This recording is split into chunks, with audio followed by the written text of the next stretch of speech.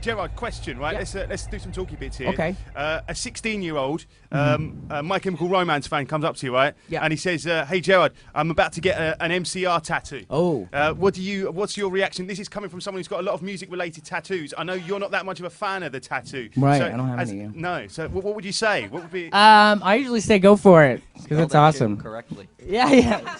Exactly. You must have been confronted by a few My Chemical Romance tattoos down the years. Yeah, I've never seen like full black and white portraits yet. I'm kind of excited to see like a sleeve of portraits like really well. They're out there. Yeah, they're out there. are. But you've got a bit of a needle phobia, right? You've never been tempted. Yeah, I'm kind of over that now, but I guess now it's too late, and really there's no tattoos owed cat.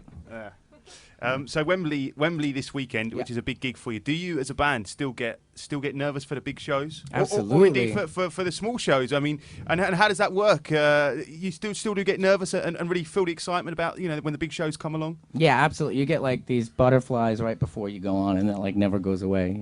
It's really rad. And do you have your own space individually before a gig, or do you kind of come together? Do you have a bit of a? We all hang out together. Do you? Yeah. Mm-hmm. We all spend.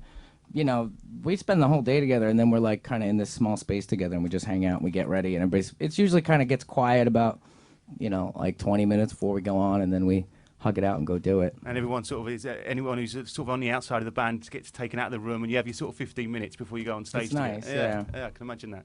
I'm going to give you some names, right? Some icons, some iconic frontmen. Okay. And I think to some extent all of these names have influenced you, but I'm just interested to know maybe more or less so. So I'll give you the four, okay, and then you can comment as you choose to. Bruce Dickinson, Iron Maiden. Robert Smith, The Cure. Morrissey. Freddie Mercury.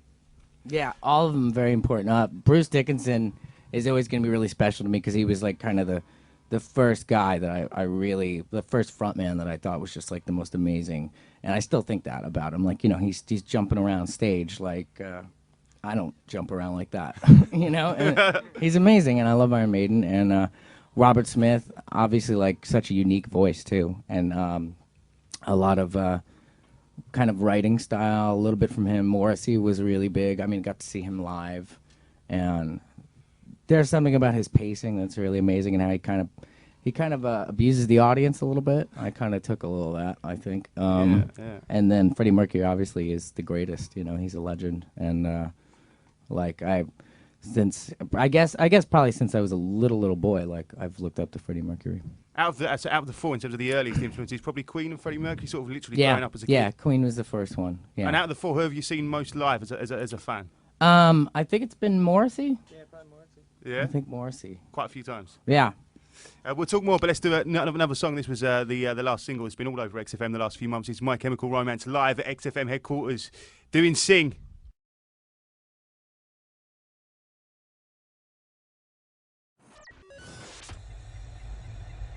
That was great, Gerald. Are you gonna keep the red hair right the way through the promotion of this album? Has it kind of got to stay? It's part of the look, man. It's Yeah, I think so. Yeah.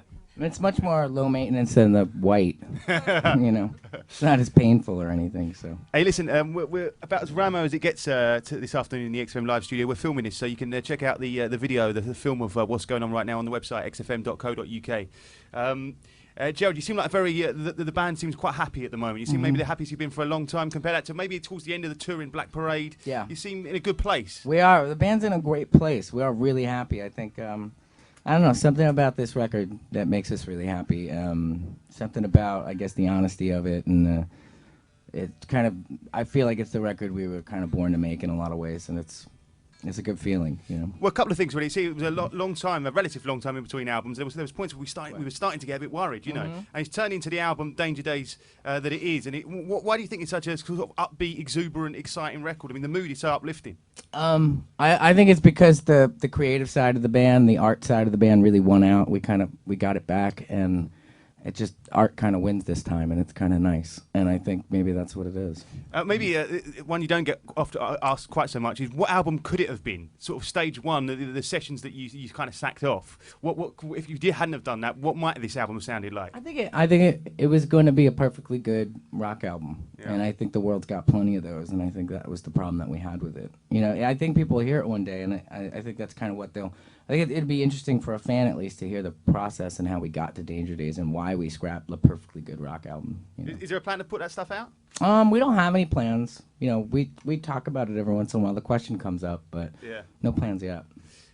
This such a kind of creative, artistic side to your band, aside from alongside, I should say, the music.